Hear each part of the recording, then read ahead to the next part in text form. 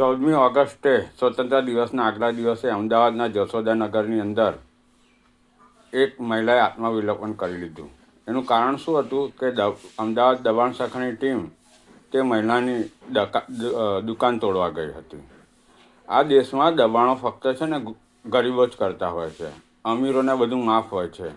જ્યાં ગરીબનું દબાણ દેખાય ને ત્યાં બુલડોઝર તાત્કાલિક પહોંચી જાય છે. પણ અમીરોના દબાણ સામે છે ને તંત્રનું બુલડોઝર ચૂપ થઈ જતું હશે. આપણા વડોદરાની જ વાત કરીએ તો કેટલા દબાણો થયેલા છે. વિશ્વામિત્રીના કિનારે કેટલા દબાણો દૂર થયા.